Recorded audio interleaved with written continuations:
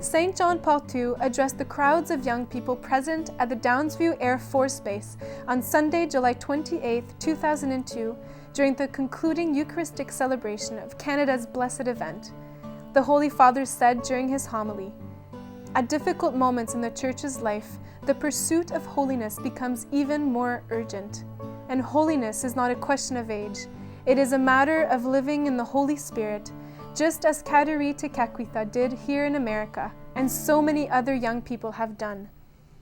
Kateri Tekakwitha, known as the Lily of the Mohawks, was born in 1656 at Ossernanon, an Iroquois village on the Mohawk River, in what is now New York State.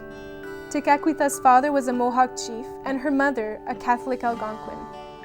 At the age of 4, smallpox attacked Tekakwitha's village, taking the lives of her parents and baby brother, and leaving Tekakwitha an orphan. Smallpox had marked her face and seriously impaired her eyesight. Although terribly weakened, scarred, and partially blind, Tekakwitha survived. She was adopted by her 2 aunts and her uncle, also a Mohawk chief. The family abandoned their village and built a new settlement called Gananagua, some 5 miles away on the north bank of the Mohawk River. Tekakwitha was not baptized as an infant, yet she had fond memories of her good and prayerful mother and of the stories of Catholic faith that her mother shared with her in her childhood. She often went to the woods alone to speak to God and listen to Him in her heart and hear the voice of nature. Kateri's family did not accept her choice to embrace Christ.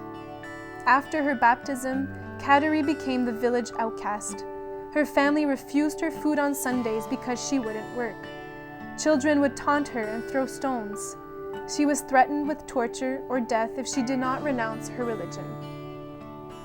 Because of increasing hostility from her people, and because she wanted to devote her life to working for God, in July of 1677, Kateri left her village and fled more than 200 miles through the woods, rivers, and swamps to the Catholic mission of St. Francis Xavier at Sault Ste. Louis, near Montreal.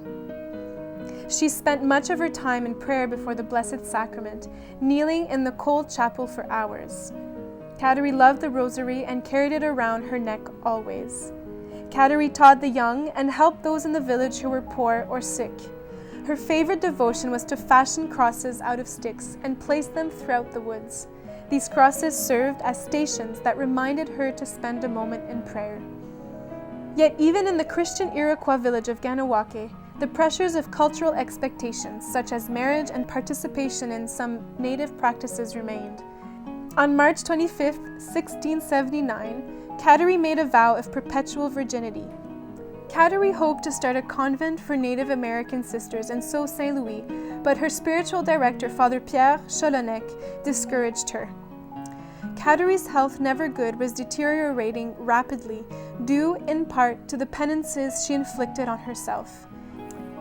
On April 17, 1680, the Wednesday of Holy Week, she died at 3 o'clock in the afternoon at the age of 24.